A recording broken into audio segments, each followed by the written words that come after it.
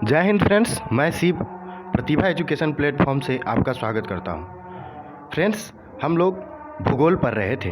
भूगोल को दो भागों में बांटकर पढ़ सकते हैं, विश्व का भूगोल और भारत का भूगोल।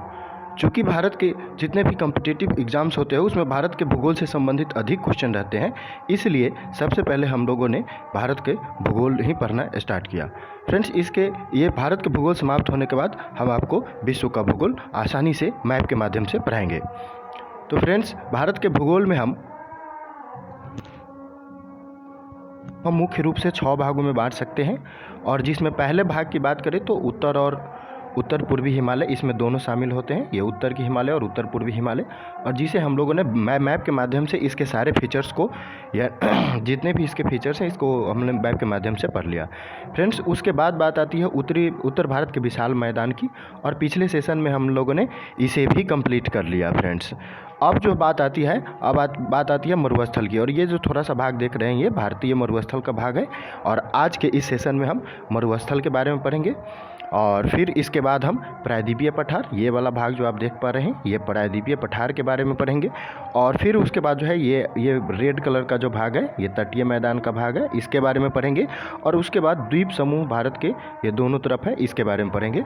तो फ्रेंड्स, आज का जो ये सेशन रहने वाला है इसमें हम मुख्य रूप से भारतीय मरुस्थल और प्रायद्वीपीय पठार को कवर करेंगे, और उसके बाद फिर तटीय मैदान, और फिर जो है द्वीप समूह के भारतीय द्वीप समूह को कवर करेंगे। तो फ्रेंड्स, बात करते हैं भारतीय मरुस्थल की। देख पा रहे हो तो ये मरुस्थल का इमेज है, और मरुस्थल में बालू ही बालू होते हैं, क्योंकि यहाँ इस वाले क्षेत्र में जो है कम वर्षा होती है। और जिन क्षेत्रों में 25 सेंटीमीटर से कम वर्षा होती है तो वहाँ पर वो भाग जो है मरुस्थल के क्षेत्र में शामिल होते हैं। और चूँकि 25 सेंटीमीटर से कम वर्षा होती है तो यहाँ पर जो है पेड़ पौधे वृक्ष अधिक नहीं होते, पानी की काफ़ी इम्पोर्टेंस होती है इन जगहों में। और यहाँ के पेड़ पौधे जो होते हैं वो अधिकतर कांटेदार होते हैं, और कांटेदार होते हैं। उसके बाद बात है नागफनी, कैक्टस, ये सब पौधे जो है इन्हीं क्षेत्रों में मिलते हैं। भारत में जो है इस वाले क्षेत्र में मरुस्थल पाया जाता है, और थोड़ा सा जो है लद्दाख वाले में शीत मरुस्थल पाया जाता है। तो आप देख सकते हैं ये भारत का नक्शा है, और ये जो है राजस्थान है, जो कि भारत का क्षेत्रफल की दृष्टि से सबसे बड़ा राज्य है राजस्थान, और इसे आप जानते ही हैं। फ्रेंड्स, बात करें तो भारत में जो है अरावली पहाड़ी के उत्तर पश्चिम तथा पश्चिमी किनारे पर बालू के टिब्बे से ढका जो है मैदान जो है, जिसे हम थार का मरुस्थल कहते हैं। और यहाँ पर जो है इस वाले भाग में अरावली पर्वत है, और इस अरावली पर्वत के उत्तर पश्चिम यानी कि ये वाला भाग, और इसके वेस्टर्न किनारे यानी ये वाला भाग, ये जो है पूरा भाग है ये बालू से ढका हुआ है, और इसे ही जो है थार मरुस्थल के नाम से जाना जाता है, जो कि भारत का सबसे बड़ा मरुस्थल है। और थार के मरुस्थल का अधिकांश भाग की बात करें तो ये जो है इसका सबसे ज़्यादा भाग जो है राजस्थान में स्थित है, लेकिन थोड़ा भाग जो है थोड़ा सा भाग पंजाब में, थोड़ा सा भाग हरियाणा में। ये ऑब्जेक्टिव क्वेश्चन में आपसे पूछे जा सकते हैं, पीटी के क्वेश्चन बन सकते हैं, तो इसे आप ध्यान रख सकते हैं। थोड़ा सा भाग पंजाब में, थोड़ा सा भाग हरियाणा में, और थोड़ा सा भाग जो है गुजरात वाले हिस्से में इसका थार मरुस्थल का जो है क्षेत्र कवर करता है। फ्रेंड्स, बात करें तो ढाल के आधार पर जो है थार मरुस्थल को हम 2 भागों में बांट सकते हैं, ढलान के आधार पर। और फ्रेंड्स, उत्तरी भाग की बात करें तो ये नॉर्थ वाला जो भाग है, यह भाग जो है पाकिस्तान के सिंध प्रांत की ओर है, यानी कि इस तरफ जो है इसका ढुलाई है सिंध प्रांत की ओर। और उसके बाद दक्षिणी भाग की बात करें तो ये वाला भाग का ढुलाई जो है इस तरफ, यानी कि कच्छ के रन तरफ है, तो आप इसे ध्यान रख सकते हैं। और एक और इम्पोर्टेंट बात यह है कि यहाँ पर जो कच्छ का रन है इसे सफ़ेद मरुस्थल भी कहा जाता है, और यह जो क्षेत्र है यह नमकीन दलदल से बना हुआ है, जो कि हज़ारों किलोमीटर वर्ग क्षेत्र में फैला हुआ है। और उसके बाद बात करें फ्रेंड्स, तो इन क्षेत्रों में जो नदियां हैं उन नदियों में जो है केवल वर्षा के मौसम में ही जो है इसमें जल आता है, अन्यथा ये सूखी रहती हैं। और उसके बाद बात करें फ्रेंड तो इन क्षेत्रों की अधिकांश नदियां जो है अंतःस्थलीय प्रवाह प्रतिरूप का जो है उसको फॉलो करती है, अंतःस्थल प्रतिरूप का जो है फॉलो करती है। इसका मतलब ये हुआ कि ये अधिकतर नदियाँ जो हैं ये आप देख रहे हैं ये धरती है, लैंड है, इसके नीचे से होकर बहने वाला जो है काम करती है, यानी कि धरती के नीचे से होकर अंतःस्थल प्रारूप का जो है निर्माण करती है यहाँ की अधिकांश नदियाँ। और उसके बाद जो है इस क्षेत्र की प्रमुख नदी की बात करें तो लूनी नदी जो है इस क्षेत्र की प्रमुख नदी है। और इस क्षेत्र का जो भूगर्भिक संरचना यानी कि ये जो बना हुआ है इसका इनकी जो संरचना है ये इधर वाला जो भाग है ये प्रायद्वीपीय पठार इसी का यह भाग है, यानी कि इसी का जो है ये छोटा सा भाग है, हिस्सा है। और उसके बाद बात करें फ्रेंड तो यहाँ की जो है धरातल की जो स्थलाकृति है वह भौतिक अपक्षय और पवनों द्वारा बनता है, यानी कि हवा से जल से उड़ के टीले बरखान जैसी आकृतियाँ बनती है। तो ये जो है बालू का जो है एक प्रकार का टीला बन जाता है, बरखान बन जाता है, छत्रक बन जाता है। ये सब जो है हवा के बहाव अपरदन अपक्षय के कारण जो है होता है, तो इसे आप ध्यान रख सकते हैं। और ये हम बात कर रहे थे भारत के मरुस्थल के बारे में। चलिए फ्रेंड्स, अब हम लोग जानते हैं भारतीय प्रायद्वीपीय पठार के बारे में। देख पा रहे हो मैप में, तो ये जो है भाग ये प्रायद्वीपीय पठार का भाग है। येलो कलर की जो भाग दिख रही है ये प्रायद्वीपीय पठार का भाग है, और इसी बारे में हम लोग जानते हैं फ्रेंड्स प्रायद्वीपीय पठार को। इधर बंगाल की खाड़ी है और इधर अरब सागर है, और ये जो है त्रिभुज आकार का जो है उल्टा त्रिभुज आकार का जो है यह चित्र फिगर दिखाता है ये प्रायद्वीपीय पठार, भारत के प्रायद्वीपीय पठार। इस मरुस्थल के बारे में हमने जाना, और उसके बाद मैदान के बारे में भी हम लोगों ने पढ़ लिया है। फ्रेंड्स, हम लोग जान रहे थे कि प्रायद्वीपीय पठार, भारत का जो प्रायद्वीपीय पठार है एक माने त्रिभुज के आकार का जो है यह दिखता है, आप ये देख सकते हैं नक्शा में। उसके बाद बात करें फ्रेंड्स तो इसका विस्तार जो है इस वाले भाग में आप देख सकते हैं, यहाँ पर जो है अरावली पर्वत श्रेणी है, तो उत्तर पश्चिम में जो है अरावली पर्वत श्रेणी जो कि यहाँ पर है। और उसके बाद बात करें तो और इसके साथ साथ जो है यहाँ पर दिल्ली भी है, तो दिल्ली भी जो है इसमें लगती है। और पूरब में बात करें तो राजमहल पहाड़ी तक जो है यह, और पश्चिम में जो है गिर पहाड़ी तक, गिर पहाड़ी जो है यहाँ पे है। और उसके बाद बात करें फ्रेंड्स तो दक्षिण में जो है इलायची और कार्डमम पहाड़ी, यानी कि ये राजमहल गारो गैप तक, और यहाँ पर जो है कार्डमम पहाड़ी केरल में पड़ती है कार्डमम पहाड़ी। और उत्तर पूर्व में जो है शिलोंग एवं कार्बी एलोंग पठार तक है, यानी कि इस वाले भाग तक जो है इसका पूरा विस्तार है ये प्रायद्वीपीय भाग का। तो फ्रेंड्स, मैप के माध्यम से आपने इसका विस्तार समझने का प्रयास किया। फिर से समझे तो ये उत्तर पश्चिम में यहाँ पर अरावली पर्वत है यहाँ, और ये दिल्ली वाले भाग को कवर करते हुए पूरब में यहाँ राजमहल पहाड़ी आप देख सकते हैं, यहाँ पे राजमहल पहाड़ी है, और पश्चिम में यहाँ पे गिर पहाड़ी इन सब को कवर कर लेती है। और उसी के साथ साथ दक्षिण में जो है ये यहाँ पे इलायची पर्वत है, कार्डमम पहाड़ी है। और उत्तर पूर्व में बात करें तो मेघालय की राजधानी शिलोंग वाले क्षेत्र को भी कवर करती है।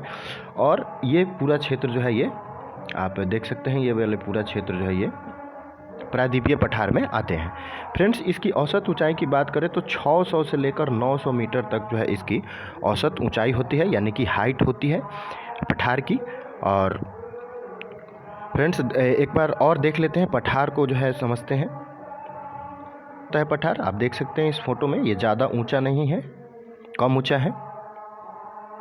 ये टेबल का आकार का दिख रहा है, यानी कि ऊंचाई इसकी अधिक नहीं है। ये सब पठार के ही भाग हैं। कैसे समतल है ये पठार, ज़्यादा ऊंचा नहीं होता है ये, इसलिए जो है प्रायद्वीपीय पठार की औसत ऊंचाई जो है 600 से 900 मीटर है, तो आप इसे ध्यान रख सकते हैं। प्रायद्वीपीय पठार की संरचना की बात करें तो इसकी जो संरचना है यह गोंडवाना लैंड के टूटने और इसके उत्तर वाले दिशा में प्रवाह के कारण जो है यह जो है प्रायद्वीपीय पठार बना था। और यह जो भाग है यह जो हम लोगों ने पहले पढ़ रखा है कि कैसे कैसे जो है विश्व में विभिन्न भौगोलिक संरचनाओं का विकास हुआ पूरे विश्व में। और भारत के भौगोलिक संरचना वाले चैप्टर में हम लोगों ने पढ़ा कि पैंजिया से कैसे धीरे धीरे जो है भारत के प्रमुख खंडों की जो संरचना का जो है निर्माण होता है। तो फ्रेंड्स, यह जो भाग है यह प्रायद्वीपीय पठार का भाग, यह पैंजिया का ही हिस्सा है, और जो कि काफ़ी पुराना है, यह काफ़ी पुराना है। और यह जो है क्रिस्टलीय आग्नेय और रूपांतरिक शैल से जो है यह बना हुआ है। और इसकी बात करें तो प्रायद्वीप की जो ऊंचाई है यह पश्चिम से पूर्व की ओर जो है कम होती है, यानी कि पश्चिम में जो है इसकी ऊंचाई अधिक है जबकि पूर्व में जो है इसकी कम है, तो इसे आप ध्यान रख सकते हैं। और यह जो पूर्व में और पश्चिम में अधिक और पूर्व में कम है, इसलिए जो है फ्रेंड्स यही कारण है कि इसकी जो है अधिकांश जो नदियां हैं इसका बहाव जो है प्रायद्वीपीय पठार की अधिकांश नदियां बंगाल की खाड़ी में होती है, यानी कि पूरब की ओर होती है। इसकी अधिकांश नदियों का बहाव जो है पूरब की ओर होता है।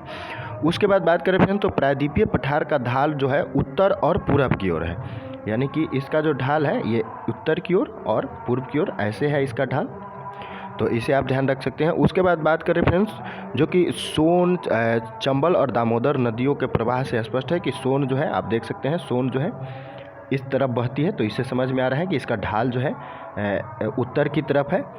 और हाँ, सोन से ये पता चल रहा है कि सोन नदी जो है ऐसे बहती है, तो इससे पता चलता है कि सोन के कारण ये पता चलती है कि प्रायद्वीपीय पठार का झुकाव जो है ढाल जो है वो उत्तर की तरफ है।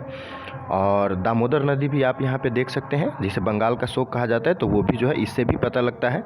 उसके बाद बात करें फ्रेंड तो दक्षिण वाले भाग में, यानी कि नीचे वाले भाग में, दक्षिण वाले भाग में बात करें फ्रेंड तो दक्षिण वाले भाग में जो है फ्रेंड्स दक्षिण वाले भाग में जो है इसका ढाल पश्चिम से पूरब की ओर है, यानी कि ये वेस्ट है और ये पूर्व है, तो पश्चिम से जो है पूरब की ओर है दक्षिण वाले भाग में। और उसके बाद बात करें फ्रेंड्स तो गोदावरी, कृष्णा और महानदी जो है ये इधर ही बहती है, यानी कि पूरब की ओर बहती है, बंगाल की खाड़ी में गिरती है, तो इससे पता चलता है कि इसका ढाल जो है पूरब की ओर है, ये जो है इसका प्रमाण देता है। उसके बाद बात करें फिर तो प्रायद्वीपीय नदी में नर्मदा और ताप्ती ये दो नदी हैं जो कि बिंद के नज़दीक है, यहाँ पे नर्मदा और ताप्ती नदी। और ये नदी जो है अबाध है क्योंकि ये जो है इसकी दिशा जो है पश्चिम की ओर है, तो इसे हम एक्सेप्शन मान सकते हैं। उसके बाद ऐसा इसलिए है कि यह जो है एक भ्रंश घाटी से होकर बहती है, और ये जो प्रायद्वीपीय पठार है इसको पठारों का पठार कहते हैं क्योंकि यह जो है अनेक पठारों से मिलकर बना है, इसलिए इसको हम पठारों का पठार कहते हैं। जैसे बात करें तो केंद्रीय उच्च भूमि की बात करें तो ये जो है केंद्रीय उच्च भूमि में आते हैं, उत्तर मध्यवर्ती भूमि और दक्षिणी मध्यवर्ती उच्च भूमि ये केंद्रीय उच्च भूमि में शामिल है। वहीं बात करें तो ये वाला जो क्षेत्र देख रहे हैं ये पूर्वी पठार का क्षेत्र है। उसके बाद बात करें फ्रेंड तो ये जो है उत्तर पूर्वी पठार का क्षेत्र है, इस वाले क्षेत्र में बात करें। और उसके बाद बात करें तो ये जो है आप देख सकते हैं ये दक्कन का पठार है। तो इस प्रकार हम इसे चार भाग में बांट के सीखने की सुविधा के लिए जो है इसे हम चार भाग में बांट सकते हैं, केंद्रीय उच्च भूमि वाले भाग, उसके बाद उत्तर पूर्वी पठार, पूर्वी पठार और दक्कन का पठार। तो आप इसे ऐसे समझ सकते हैं। इसी प्रायद्वीपीय खंड में फ्रेंड्स ये गुजरात के क्षेत्र आते हैं, और गुजरात के क्षेत्र में पीटी में क्वेश्चन बनते हैं इसके उत्तर से दक्षिण क्रम में पहाड़ियों का क्रम। तो फ्रेंड्स यदि पीटी में क्वेश्चन पूछे गुजरात में पहाड़ियों का क्रम उत्तर से दक्षिण में, तो सबसे पहले यहाँ पर देख सकते हैं ये कच्छ पहाड़ी आती है उत्तर की तरफ, और उत्तर से फिर दक्षिण में नीचे आएंगे तो फिर मांडव पहाड़ी आती है दूसरे नंबर पे, और फिर उसके बाद बात करें फ्रेंड्स तो तीसरे नंबर पे वर्दा पहाड़ी आती है जिसे आप ध्यान रख सकते हैं। और फिर उसके दक्षिण में बात करें तो यहाँ पर जो है गिरनार पहाड़ी आती है, और फिर उसके दक्षिण में बात करें फ्रेंड्स तो गिर पहाड़ी जो है सबसे लास्ट में आती है। तो आप इसे क्रम से ध्यान रख सकते हैं, कच्छ पहाड़ी, मांडव पहाड़ी, वर्दा पहाड़ी और गिरनार पहाड़ी और गिर पहाड़ी। और गिर जो ये पहाड़ी वाला क्षेत्र है यहाँ पर ये जो है भारतीय शेरों के लिए जो है काफ़ी प्रसिद्ध जगह है। और फ्रेंड्स और आगे बात करें फ्रेंड्स तो अब जो है हम लोग बात करते हैं केंद्रीय उच्च भूमि के, यानी कि प्रायद्वीपीय पठार को हम लोगों ने चार भागों में बांटा। केंद्रीय उच्च भूमि आपने देखा कि ये वाले केंद्रीय उच्च भूमि है, फिर पूर्वी घाट 2 और ये उत्तर पूर्वी पठार 3, उसके बाद बात करें तो दक्कन का पठार ये 4। तो इस प्रकार आप देख सकते हैं इसे चार भाग में हमने प्रायद्वीपीय खंड को बांटने का प्रयास किया है सुविधा की दृष्टि से। तो इन चार खंडों को बात करें तो अब हम पहले बात करेंगे केंद्रीय उच्च भूमि की बात, यानी कि इस वाले क्षेत्र की जो है व्याख्यित रूप से हम लोग चर्चा करेंगे फ्रेंड्स। तो ये जो केंद्रीय उच्च भूमि वाले क्षेत्र है इसमें जो क्षेत्र शामिल है केंद्रीय उच्च भूमि वाले क्षेत्र में इसमें अरावली पर्वत श्रेणी जो कि यहाँ पर है, और उसके बाद बात करें फ्रेंड तो यहाँ पर मेवाड़ का पठार है जो कि यहाँ पर है। उसके बाद बात करें फ्रेंड तो मालवा का पठार भी जो है इसी में शामिल है, और उसके बाद बुंदेलखंड का पठार भी जो है इसी में शामिल है। विंध्यन, यहाँ पर विंध्यन पर्वत है, और ये विंध्यन श्रेणी भी जो है ये केंद्रीय उच्च भूमि में ही शामिल है। और उसके बाद सतपूर्व श्रेणी की बात करें तो ये भी जो है इसी में शामिल है। तो अब जो है फ्रेंड हम लोग केंद्रीय उच्च भूमि की बात कर रहे थे, और इस केंद्रीय उच्च भूमि को जो है हम लोगों ने 6 भागों में बांट दिया है। फिर से देख लेंगे 6 भाग कौन कौन है। केंद्रीय उच्च भूमि के 6 भाग पा रही हैं यहाँ पर अरावली पर्वत श्रृंखला शामिल है, और इस वाले भाग में ये मेवाड़ के पठार है। और उसके बाद बात करें तो फिर मालवा का पठार आता है जो कि इस वाले भाग में पड़ता है, मालवा का पठार। और उसके बाद बात करें फ्रेंड्स तो फिर बुंदेलखंड का पठार आता है जो कि उत्तर प्रदेश वाले भाग में पड़ता है, बुंदेलखंड का पठार। उसके बाद बात करें फ्रेंड्स विंध्यन पर्वत जो कि विंध्यन श्रेणी, आप यहाँ देख सकते हैं ये विंध्यन पर्वत है, ये विंध्यन श्रेणी भी इसी में शामिल है। उसके बाद सतपुरा श्रेणी, आप देख रहे हैं यहाँ पर सतपुरा पर्वत श्रृंखला, ये जो है पूरा मिला के ये केंद्रीय उच्च भूमि के क्षेत्र हैं। चलिए फ्रेंड्स अब हम लोग जानते हैं अरावली पर्वत श्रृंखला के बारे में। तो अरावली पर्वत श्रृंखला की बात करें फ्रेंड्स तो इसका विस्तार जो है यह उत्तर पूर्व में दिल्ली, यानी कि यहाँ पर आप देख पा रहे हैं यहाँ पे दिल्ली है, तो ये नॉर्थ ईस्ट में जो है दिल्ली वाले भाग, यानी कि उत्तर पूर्व में दिल्ली वाले भाग से लेकर दक्षिण पश्चिम में गुजरात के पालनपुर तक लगभग 800 किलोमीटर है। यानी कि गुजरात वाले भाग में पालनपुर तक जो है लगभग इस कॉर्नर वाले भाग में 800 किलोमीटर का जो है इसकी लंबाई है। और यह जो पर्वत है यह प्राचीन पर्वत का उदाहरण है, यानी सबसे पुराने पर्वत का उदाहरण है, और पुराने में यह मुर्दार पर्वत का उदाहरण है। और प्राचीन मुर्दार जो है ये अवशिष्ट पर्वत का जो है यह उदाहरण है, तो इसे आप ध्यान रख सकते हैं। उसके बाद बात करें फ्रेंड्स तो कि यह जो पर्वत श्रृंखला है यह राजस्थान के बांगर वाले क्षेत्र को केंद्रीय उच्च भूमि से अलग करने के काम करता है। और इसकी जो उत्पत्ति हुई है ये अरावली पर्वत श्रृंखला की, ये प्री कैम्ब्रियन काल में हुई है। और प्री कैम्ब्रियन क्या होता है इसे हमने भूगर्भिक संरचना वाले अध्याय में हम लोगों ने कवर किया है, तो वहाँ पर आप इसे जान सकते हैं।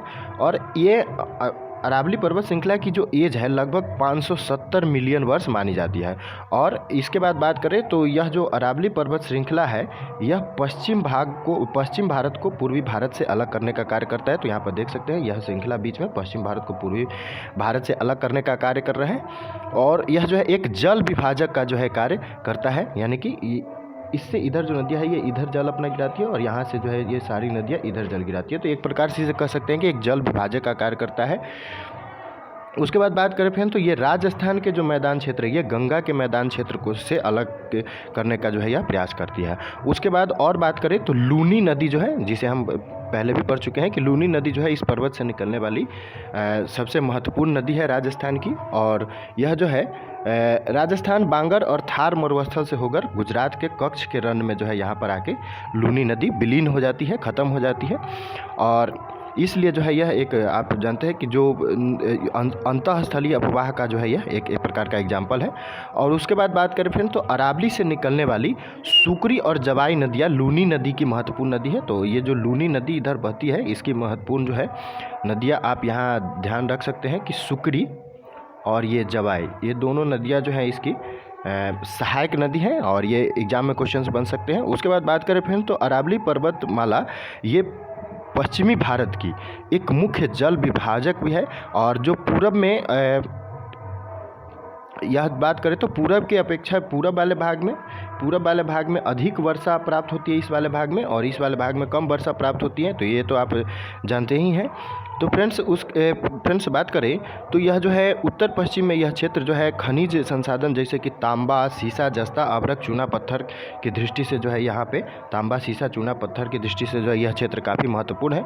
उसके बाद बात करें फ्रेंड्स तो अरावली पर्वत श्रृंखला की जो सबसे ऊँची चोटी है जिसे गुरु शिखर के नाम से जानते हैं, तो इसे आप ध्यान रख सकते हैं, ये काफ़ी इंपॉर्टेंट है। अरावली शिखर की जो है सबसे ऊँची चोटी गुरु शिखर है जो कि आबू पहाड़ी पर स्थित है। तो ये भी आपको ध्यान रखना है कि ये कौन से पहाड़ी पहाड़ी पर स्थित है, तो ये आबू पहाड़ी पर स्थित है।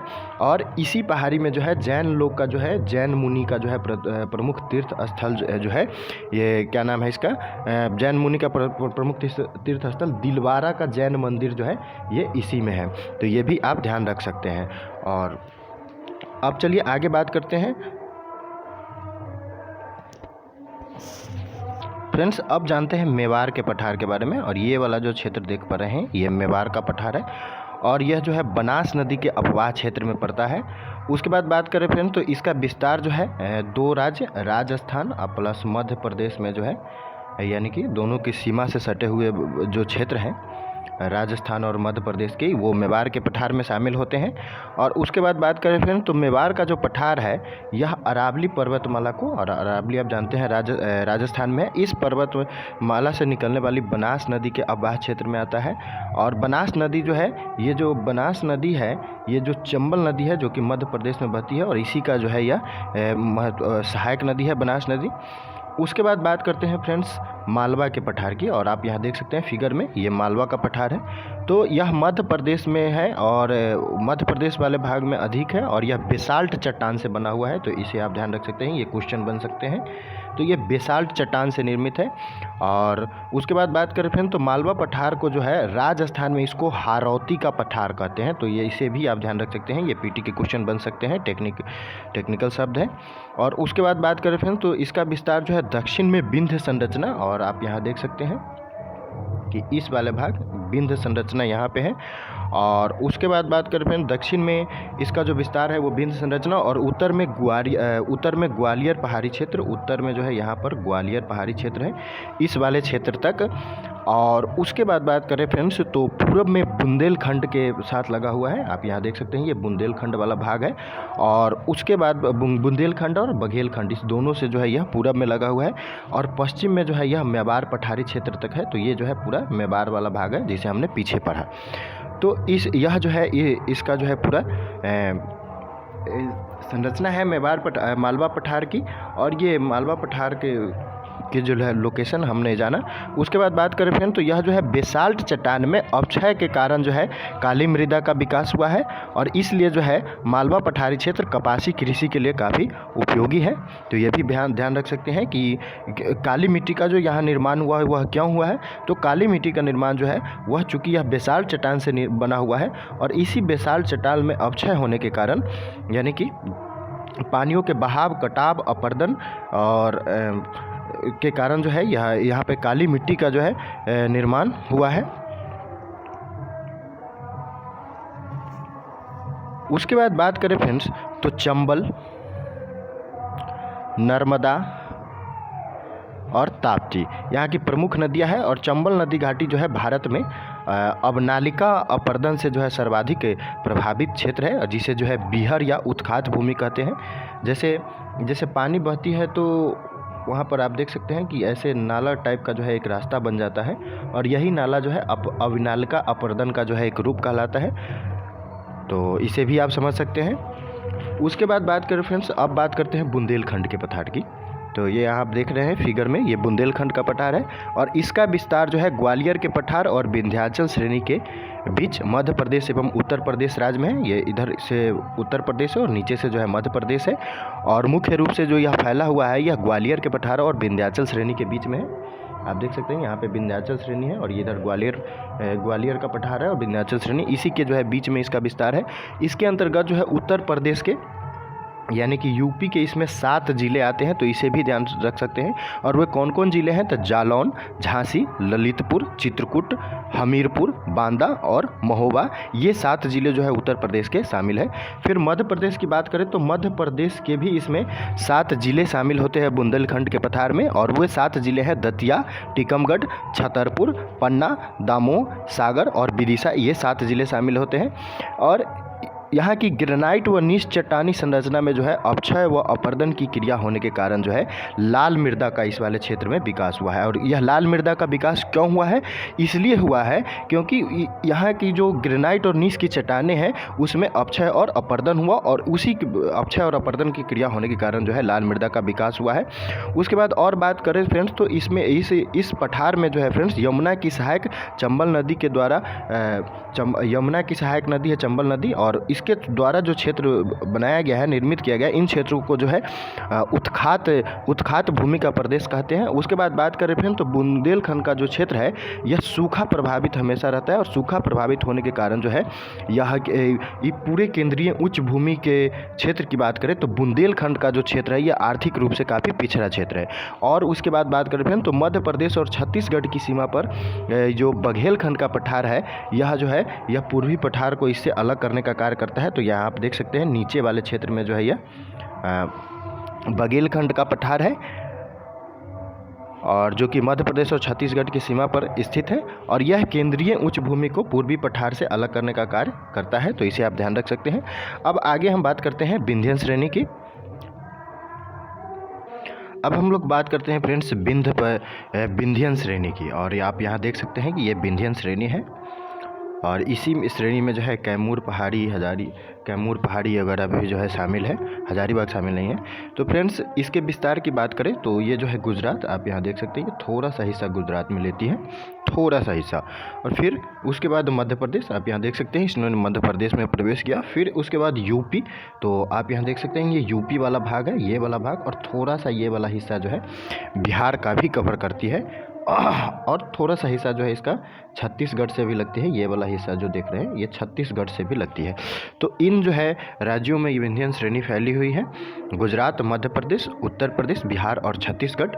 और इसे गुजरात में जोहट हिल और बिहार में कैमूर हिल कहते हैं। तो आप यहाँ देख सकते हैं इसे बिहार में कैमूर पहाड़ी के नाम से जाना जाता है। वहीं गुजरात में बात करें तो इसे यहाँ पर जोहट के नाम से जाना जाता है, इस विंध्यन श्रेणी के विस्तार को।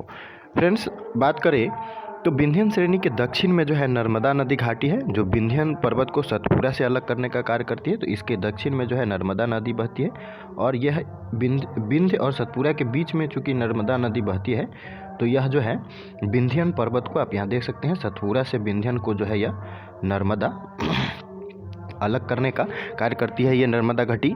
और उसके बाद बात करें फ्रेंड्स तो इसमें कई पहाड़ियों की जो है श्रेणी है, जिसमें विंध्याचल, कैमूर, पारसनाथ ये सब शामिल है।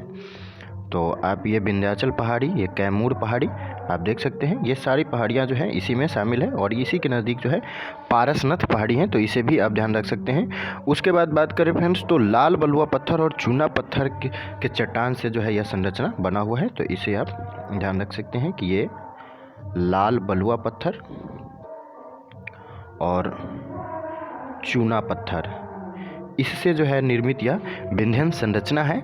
और उसके बाद बात करें फ्रेंड्स तो इसमें जो है चूँकि यह लाल बलुआ पत्थर और चूना पत्थर से बना हुआ है तो इसमें खनिज संसाधन जो है उतने नहीं है, लेकिन ये लाल बलुआ पत्थर और चूना पत्थर जो है सीमेंट वगैरह बनाने के काम में आते हैं। और लाल बलुआ पत्थर से जो है भवन सामग्री यानी कि ये टाइल्स वगैरह के रूप में उपयोग होते हैं लाल बलुआ पत्थर की। वही चूना पत्थर की बात करें तो इसका जो है सीमेंट उद्योग में इसका उपयोग किया जाता है। तो इस दृष्टि से देखें तो यह जो है भवन निर्माण के मटेरियल की दृष्टि से जो है यह काफ़ी आर्थिक महत्व जो है रखता है, और इसका जो है सबसे अधिक महत्व है अन्य श्रृंखला की अपेक्षा। उसके बाद बात करें फ्रेंड तो यह पर्वत श्रेणी जो है उत्तरी भारत और प्रायद्वीपीय भारत की मुख्य जल विभाजक भी है। तो ये देख पा रहे हैं प्रायद्वीपीय भारत है और ये उत्तरी भारत है। तो यह विंध्यन श्रेणी जो है उत्तरी भारत और प्रायद्वीपीय भारत की मुख्य जल विभाजक रेखा का भी कार्य करता है। और उसके बाद और बात करें फ्रेंड्स तो यह गंगा नदी के अफवाह क्षेत्र को प्रायद्वीपीय भारत के अफवाह क्षेत्र से अलग करने का कार्य करती है। तो ये जो है पूरा गंगा नदी का अफवाह क्षेत्र है और ये प्रायद्वीपीय भारत का अफवाह क्षेत्र है। तो ये विंध्य पर्वत जो है इसको भी अलग करने का कार्य करती है। तो इसे आप समझ सकते हैं। चलते हैं फ्रेंड्स अब अगले श्रेणी की ओर। अगला जो श्रेणी है ये सतपुरा श्रेणी है, और आप यहाँ देख सकते हैं ये सतपुरा श्रृंखला है। यह भारत के एकदम मिडिल यानी कि बीच वाले हिस्से में है, और इसका विस्तार जो है गुजरात होते हुए मध्य प्रदेश, महाराष्ट्र की सीमा से लेकर छत्तीसगढ़ एवं छोटा नागपुर पहाड़ तक है। यानी कि ये जो है गुजरात वाले हिस्से को देख सकते हैं। फिर मध्य प्रदेश और उसके बाद बात करें महाराष्ट्र की सीमा, तो यहाँ पे जो है ये पूरा महाराष्ट्र के सीमे पर है, यानी मध्य प्रदेश, और ये मध्य प्रदेश का भाग है, ये महाराष्ट्र का भाग है, तो इसके सीमे पर है।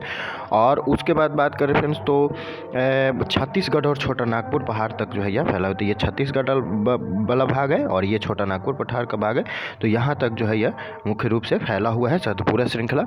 और यह पश्चिम से पूर्व जो है राजपीपला की पहाड़ी, महादेव पहाड़ी एवं मैकाल श्रेणी के रूप में जो है फैली हुई है। तो इधर राजपीपला पहाड़ी, उसके बाद बात करें फ्रेंड्स महादेव की पहाड़ी और मैकाल श्रेणी के रूप में जो है पश्चिम से पूरब में जो है यह फैली हुई है। तो इसे भी आप ध्यान रख सकते हैं, पीटी के लिहाज से काफ़ी इंपॉर्टेंट है। उसके बाद बात करें फ्रेंड्स तो इस पर्वत श्रेणी की जो है सबसे ऊंची चोटी जो है ये क्या कहते हैं सतपुरा पर्वत श्रृंखला, वो जो है धूपगढ़ है। तो ये जो है पीटी के दृष्टि से काफ़ी इंपॉर्टेंट है। और धूपगढ़ की बात करें फ्रेंड्स तो इसकी जो ऊंचाई है वो 1350 मीटर है। और यह जो है यह धूपगढ़ जो है वह महादेव पर्वत पर ही स्थित है, तो इसे भी आप ध्यान रख सकते हैं। उसके बाद बात करें फ्रेंड्स तो मैकाल श्रेणी की जो है सबसे ऊंची चोटी जो कि दूसरे नंबर पर आती है, तो इस मैकाल श्रेणी की जो है सबसे ऊंची जो चोटी है वह है अमरकंटक। मैकाल श्रेणी की सबसे ऊंची चोटी अमरकंटक है।